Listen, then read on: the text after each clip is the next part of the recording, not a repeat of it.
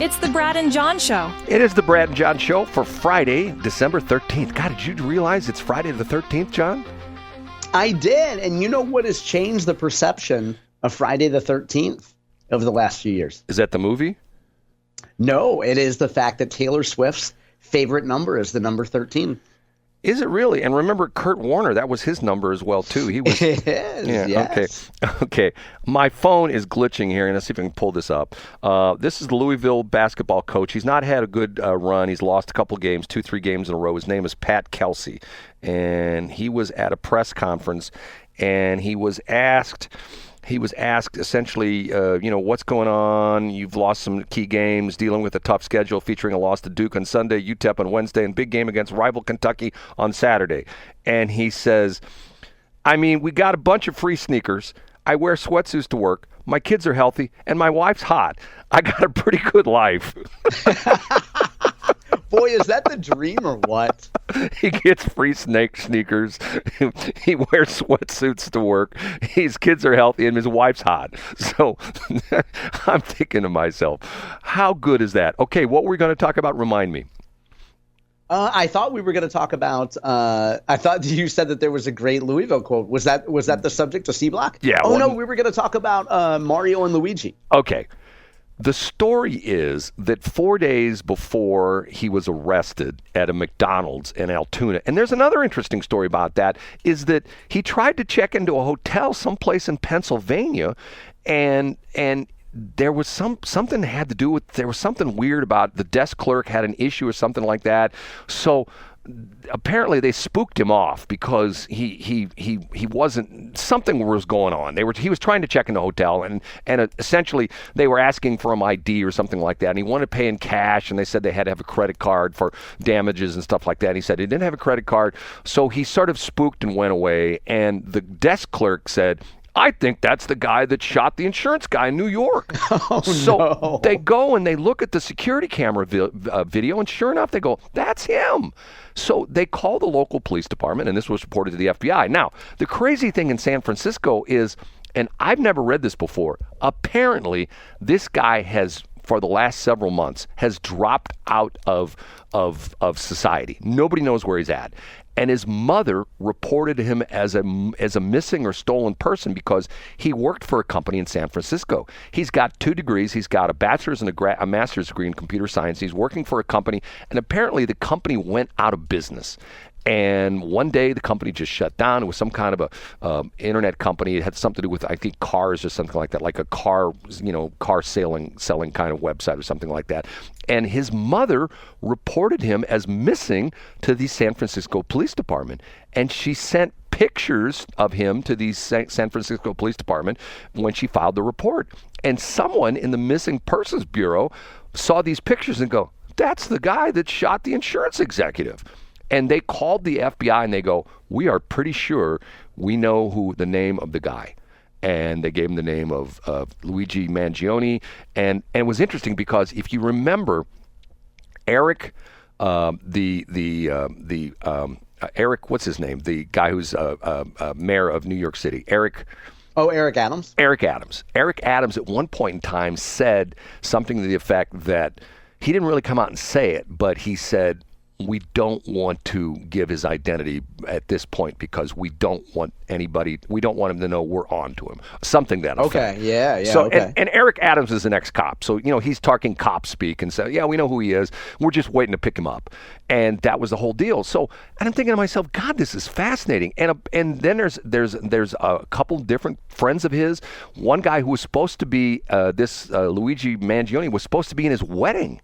And I don't know if the wedding's already passed, but he disappeared. And the guy is sending, blind posts on the various internet sites saying like, hey, if anybody sees, Luigi, tell him I want to know what's going on. That's great. He told me he was going to be in my wedding. And I'm going like, God, how bizarre is this? And do you know the part about the fact that they're saying the healthcare angle on this? The healthcare angle? He was in Hawaii, and apparently he injured his back, I believe surfing, and he had to have back surgery, and he's got screws in his spine. And that's what they're saying is that they think that he did this personality change when he got injured, and apparently things didn't go right, and he's in a tremendous amount of pain. So this is what people are prophesizing, that his whole deal is he's ticked off at the healthcare industry because of the fact that they didn't take care of him properly. Although they've researched his family, and no one in his family had United Health. Nobody had it. So he didn't have it, his mom didn't have it, his dad didn't have it, the whole bit. So, I mean, it's just sort of bizarre. The whole thing's sort of weird. And here we go again. There goes ghost guns. You know what? Guess what? This is modern day. I saw this thing on YouTube. I'm fascinated by these guys making money. I watched this thing last night. You think I'm watching weird stuff on YouTube. I'm watching these guys who make a living getting golf balls at golf clubs, at golf courses. Where they vacuum them up, right? Well, some of them literally walk through the woods. They get permission from the course to walk the woods if there's woods. And most of these guys are literally going into there's divers. They go in. There's one guy that's making. He won't even tell how much money he's making. They he did a little documentary, like a 10-minute little documentary on it, and they follow him. He goes to the golf course and he puts on his scuba gear and he jumps into the thing and he's bringing out these golf balls, and then he goes back to his warehouse and he's got this machine that here's the golf balls. Dries them out, cleans them up, bleaches them, does this kind, and he's talking about he'll sell 2 to 3 million golf balls a year. I'm going like, holy crap! Here's the thing: if Keisha Scarlett was smart, she would have played at an outdoor course. And then she could have had somebody from Seattle do the diving into the ponds. Because, I mean, that way, and then you could set up your own company. Because you don't want Topgolf to keep that money in Chesterfield. It could be like Keisha's Range. You know what I'm saying? And you could serve food. You could have like a little Schnucks Culinaria thing there. Stop buying food at Schnucks in Richmond Heights. You get what I'm saying? Like, there's got to be multiple ways that Keisha could have skinned that cat. John, you know what you've just done? What have I done? You've come up with a new game. Ooh, what's that? Well, you know what the Kevin Bacon game? Oh, 6 degrees of Keisha Scarlett. Right. 6 degrees of Keisha Scarlett. Keisha took her credit card and went to the so-and-so restaurant. She went to Hooters, Yeah. Okay, now, here's one for you. And once again, I don't understand crazy nutbag progressive liberal who are like shooting themselves in the foot. Okay, the title of this article is, you ready for this? I'm ready. DC food workers vow Trump officials won't feel welcome when dining out in nation's capital. Ooh, yeah, make them feel bad. Scare them off. Now, don't let them spend money there. Okay, here's the first paragraph. Food workers in Washington, D.C. pledged to refuse service and cause other inconveniences for members of the incoming Trump administration when they dine out over the next 4 years. If you remember when Trump was in office the first time, who was it, with Ted Cruz, and his wife got chased out of a restaurant. Yeah, I do remember that. And where Maxine Waters told people that when you see any of the Trump people, you should go harass them and yell them and scream at them and stuff like that. And I'm going like, okay, how bad is this? So they have all these quotes in this article, and it says, industry veterans, bartenders, and servers in the nation's capital told the Washingtonian that resistance to the Republican figures in the progressive city was inevitable and a matter of conscience. And it says, here we go. Here's a quote. You expect the masses to just ignore RFK eating at La Diplomate, I guess it is, on a Sunday morning after a few mimosas and not to throw a drink in his face? That's Zach Hoffman, a D.C. restaurant veteran who is now a manager at the National Democratic Club. John, what is wrong with that? He's essentially encouraging, he's the manager of the, I don't know what is the National Democratic Club. Is that like a restaurant or something like that? Or what is it? I don't know. I really don't know. Or is that just like a club? Okay. I don't know. Okay, it goes on to say, bartenders and servers in the report promised to shun certain officials or employ other small acts of resistance against these figures to, quote, take their power back. Okay, explain to me how their power has been taken away from them by the fact that Donald Trump is now in office, or will be in office it's about a month from now. Why is their power being taken away from them? Because they feel injured, Brad. They feel offended, and that's what matters. And they want to be able to lash out at somebody. It makes you feel good to throw a drink in somebody's face. It's like J.C. Corcoran hearing the sound of a fist hitting your face. It makes them feel good, Brad. Okay, here's another one. This person theoretically has the power to take away your rights, but I have the power to make you wait 20 minutes to get your entree. That's Nancy, a fine dining bartender, she told the Washingtonian. She says, there's lots of opportunities for us as workers to feel like we're taking our power back. While not necessarily ruining someone's life, giving them a subtle inconvenience feels like a little bit of a win for us, she continued. Give me a break.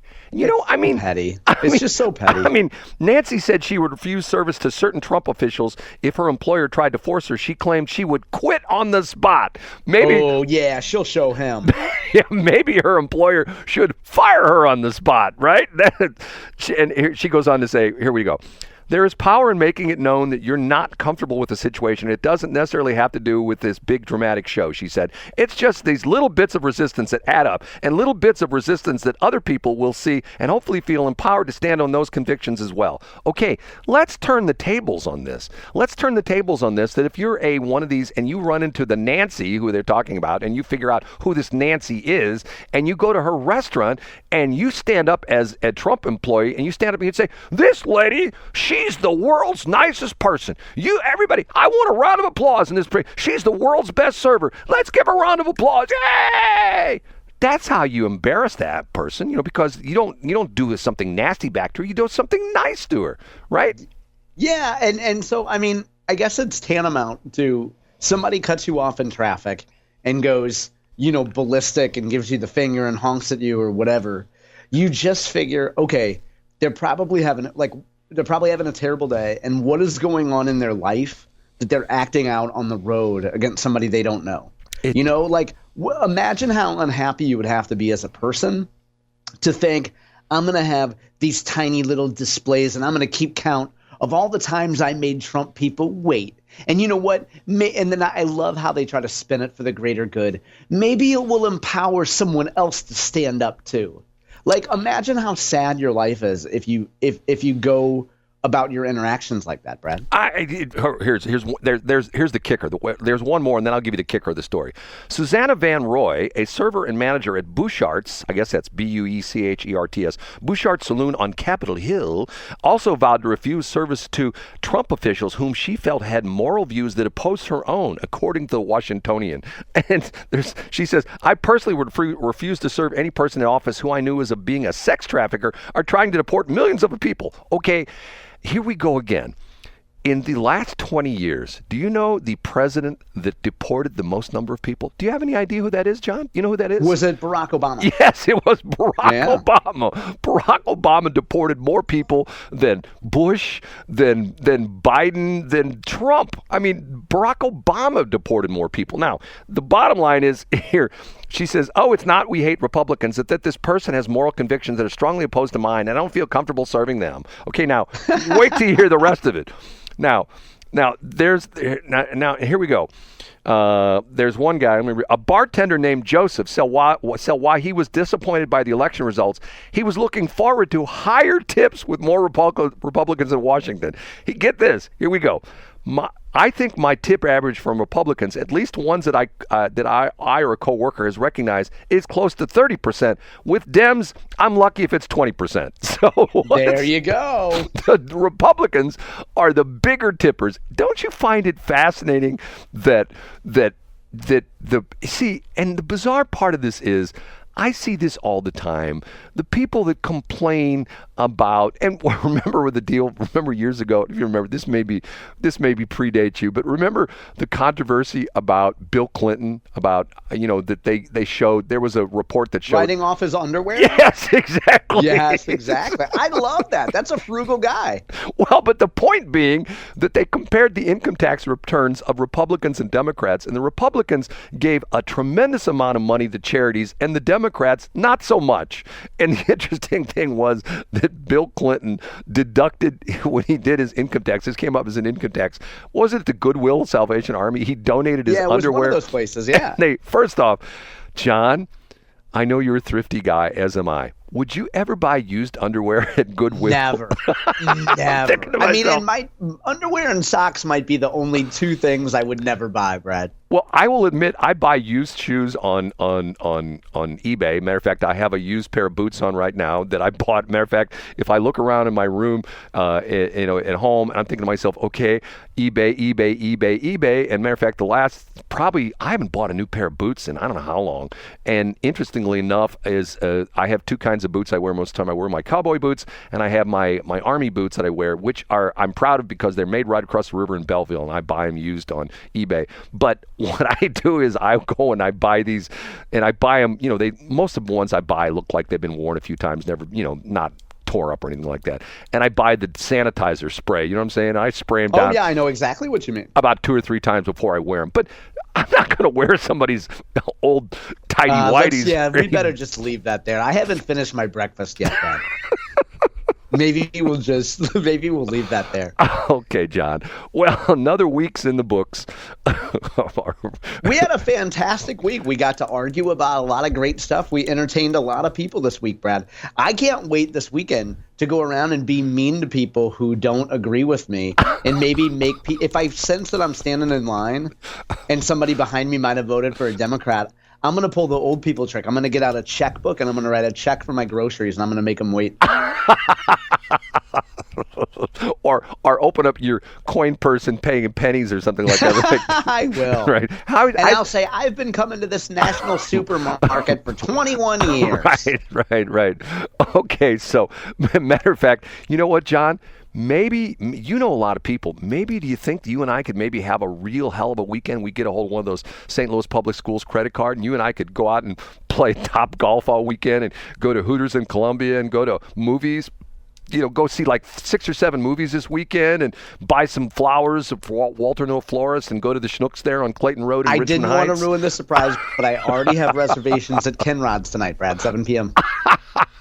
John. I'll meet you right at the corner of Newhall, Ferry, and Lindbergh, Brad. Oh, man. You know what? I was in my old stomping grounds the other day. I'm telling you, I have to be honest with you. I'm thinking to myself, maybe I should move back in the North County, That would make for a great web series. Hey, send the message to Whistling Diesel and see if he wants to sponsor that. Yes. Okay, John, say goodbye. See you on Monday. Thanks for checking out the Brad and John Show podcast. This segment of the show is brought to you by John Combest's book, Stalking, Harassment, Internet Trolling, A Guide to Recovering and Rebuilding After Online Attacks. It's a great reference if you've ever been the unfortunate target of a social media attack.